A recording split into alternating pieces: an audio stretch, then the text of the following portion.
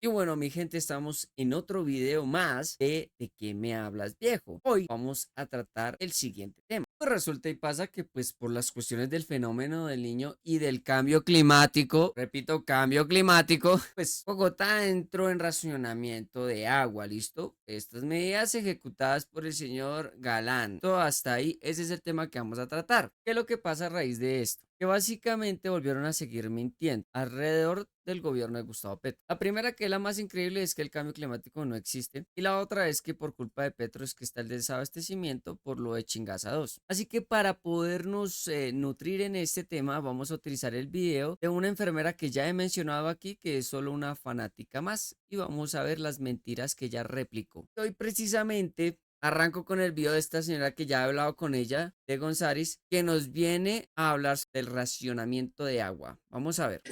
Comenzó el racionamiento y usted se ha preguntado por las verdaderas razones que nos llevaron a esta crisis, o se quedó con la mentira de Gustavo Petro de que es culpa del cambio climático.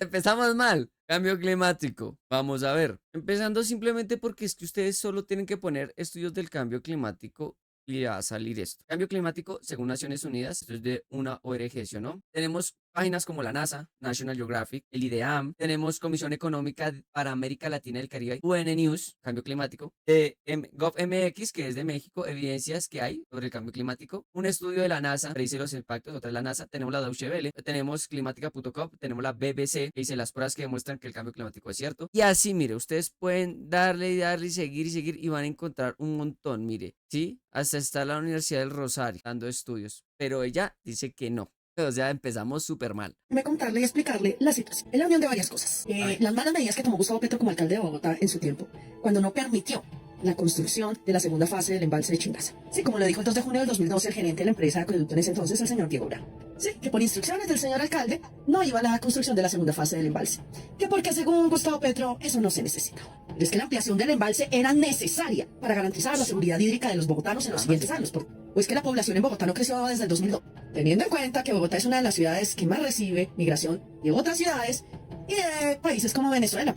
El caso es que hoy estamos viviendo las consecuencias de esas pésimas decisiones de ese señor como alcalde de Bogotá. Pero ahora como presidente, ese tipo Según ella, dice que Petro no quiso hacer la parte 2 de el envase de Chingaza. Esto lo sacaron de dos cosas. Uno de Paloca Valencia, ya por allá de Twitter, y otro lo sacaron de acá. En este titular de la República hablan de Chingaza 2, y aquí habla precisamente el señor Luis Guillermo Vélez Cabrera, en donde el man precisamente dice, Diego Bravo se dirigió a la prensa y anunció que por instrucciones del alcalde Gustavo Petro no se construiría la segunda fase del principal embalse de agua potable de la ciudad. No la necesitamos. Esa fue la explicación que dio él. Y nuestra genio y muchos opositores, ellos sí se comieron ese cuento solo porque este señor lo dijo. Pero entonces le dice, el actual alcalde Galán no tiene la culpa de lo que está ocurriendo. Hace lo mejor que puede para administrar la gran situación que heredó, es verdad. Pero ¿qué heredó de quién? De Petro, por supuesto. Así, o sea, tácitamente lo dice este señor. Tanto el niño como el aumento del consumo eran dos situaciones predecibles. La ampliación de Chingaza, y póngale cuidado que pone entre paréntesis, en papeles desde finales de los 90, buscaba precisamente garantizar la seguridad hídrica de la ciudad en estos dos eventos. Dicha obra, con ritual arahuaco y todo, fue pomposamente enterrada por los caprichos ideológicos del alcalde del momento, instrumentalizados por sus incompetentes facilitadores. Eso fue lo que dijo este señor. Petro responde a esto con lo siguiente, y aquí está el artículo, que dice que es por una cuestión estructural.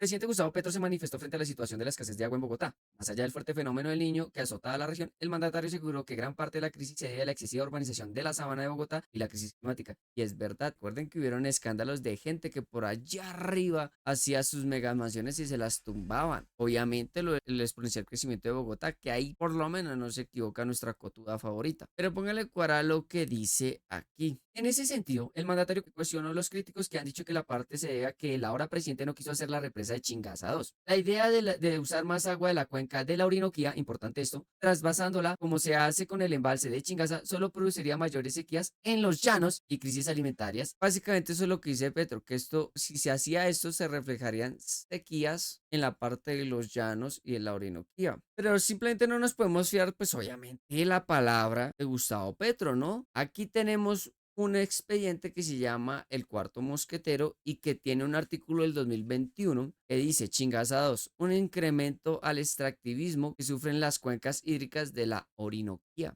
Y aquí básicamente habla de toda la historia y por favor se lo recomiendo mucho que se lo lean. Voy a leer las partes importantes, en donde dice que todo esto del proyecto de Chingaza 2 empezó desde los 90, ya que los anteriores alcaldes que hubieron no quisieron hacer nada. Pero ¿por qué o no quisieron o no pudieron? Porque es que nada más aquí en la historia dice que nada más Chingaza 1, o sea, el embalse actual, afecta ecosistemas y no ecosistemas simplemente acá de Bogotá, también afecta ecosistemas fuera de Bogotá, lo que precisamente va a traer consecuencias a futuro sobre la cantidad de captación de agua. Entre estos, de los que más sufre por esto es el río Guatiquía, y también tiende a sufrir partes importantes de Villavicencio. Ahí están los efectos de Chingaza 1 que ya lo tenemos. Entonces, esta vaina se estuvo discutiendo siempre, y aquí nada más lo podemos leer en la parte donde dice sigue la amenaza latente, en donde se veía que sí lo iban a implementar, otras veces que no, y aquí nada más muestran cómo en serio se consumía demasiada agua, que no se estaba teniendo en cuenta cosas como precisamente el crecimiento de la ciudad, estaba desbordado, o sea, lo permitieron. La desmedida extracción del agua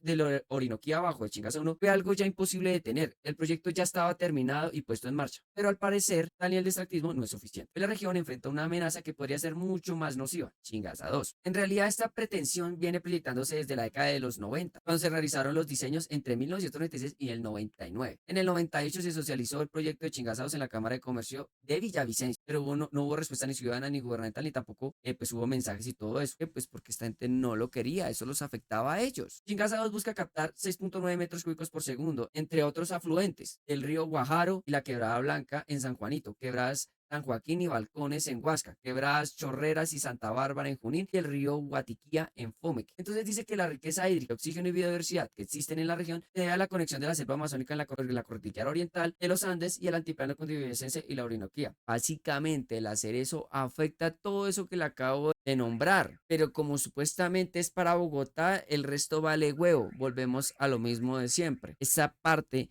en donde las grandes ciudades son las que importan, pero la gente de nuestros alrededor, esa Colombia profunda, esas regiones olvidadas, no importa que se mueran ellos de sed, menos las grandes ciudades. Entonces, el proyecto había sido archivado por Gustavo Petro, ¿sí? Cuando llegó a la alcaldía años antes, cuando se suscitaron los debates y se denotaron las graves consecuencias que este proyecto traería y dejaría para la región de Orinoquía. Sin embargo, el señor Enrique Peñalosa en el 2015 trató de reactivar esto. El proyecto otra vez no le salió porque precisamente la participación de organizaciones ambientales, educativas de Cabildo Verde de Villavicencio, educadores del Meta y varios colegios de la zona se opusieron a eso porque sabían que los iban a afectar. Ustedes pueden leerlo acá. Y precisamente aquí dice que esta gente se estaba basando por el artículo 325 de la Constitución Política, que dice que se expide el régimen especial de la región metropolitana de Bogotá, Cundinamarca. Como está formulado, esto daría vía libre a múltiples proyectos de urbanización de la sabana, pero como lo dijo Gustavo Petro en el artículo, la parte de la urbanización de la sabana que está descontrolada. El proyecto Chingazaos es inconstitucional, pues pretende construir inundando el Parque Nacional Natural Chingaza, lo que significa un grave desacato al artículo 63 de la Constitución Nacional que señala los bienes de uso público, los parques naturales son inalienables, imprescriptibles e inembargables. Entonces, por eso este proyecto no siguió, pero supuestamente fue Petro. Y por último, ¿qué pasó? ¿Qué dijo este señor Carlos Fernando Galán con este cuento de Chingaza 2? Este man le hablaron sobre eso y el man lo que resumió o concluyó es que es importante encontrar alternativas para evitar las crisis. De hecho, dice lo siguiente, Galán fue enfático en decir que más allá del debate de chingazados, se debió buscar alternativas distintas para la crisis de abastecimiento de agua que ya había sido anunciada desde hace por lo menos 10 años. Las alternativas están sobre la mesa y vamos a revisarlas. Una alternativa es hacer unas inversiones, por ejemplo, en la cuenca del río Bogotá para poder traer más agua allí, afirmó. Y también está hablando de cómo, aquí también dijo que cómo sacar de otro lado agua, pero pues que esta sí tendría un proceso un poquito más largo y que sería costoso, pero el man no está apoyando el proyecto de Chingaza 2. Entonces ya tenemos toda la historia. En conclusión, para esa primera parte de nuestra cotuba, que se lo respondo aquí, señora, lea mucho, sobre todo historia y entienda el por qué no se hizo eso. No es porque Petro quiso, organizaciones ambientalistas fueron las que ganaron. Sobre todo, la gente del Meta, de Vicencio, fueron los que protestaron por eso para que no les dañaran sus recursos hídricos. ¿Listo? ¿Entendido hasta ahí? Pero bueno, sigamos viendo las disparatadas de esta vieja. También ha hecho una pésima gestión, ha hecho una pésima administración del país en todos los aspectos.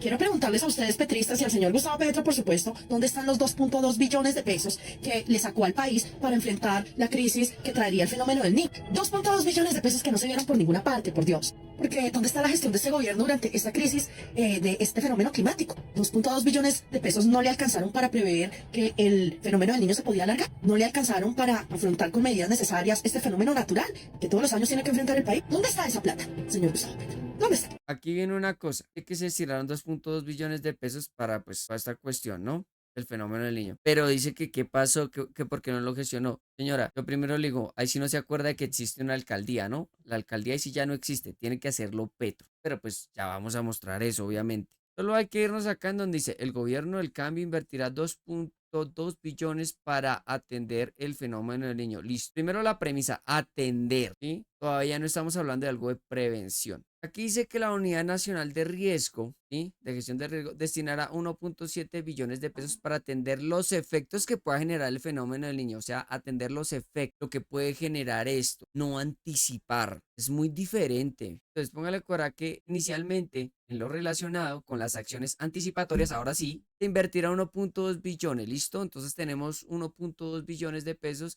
que se va a destinar para la parte anticipatoria. Para la etapa de respuesta por el fenómeno del Niño, se destinarán 679.000 millones para respuesta en lo que estamos ahorita precisamente. Y 344.000 millones se ejecutarán para el ciclo de recuperación que tiene establecido el plan de desarrollo. O sea, ya después de que pase todo esto, esta plata se invierte para ver qué fue, cómo se afectó y qué hay que hacer para recuperar eso. ¿Me entiende? Entonces, ¿cómo va este 1.7 billones de pesos? ¿Cómo lo van a hacer? Fíjense que se van a utilizar para beneficiar a comunidades del país a través de 3 líneas de intervención: manejo de desastres, reducción y conocimiento del riesgo. Entonces, básicamente esto es un plan de acción que se está construyendo, que tiene como propósito formular e implementar acciones anticipatorias de respuesta y de recuperación para reducir y afrontar impactos del fenómeno en el país. Esto es algo que se está haciendo actualmente, porque antes no se había hecho. O sea que la inversión para estudios y todo eso, para afrontarlo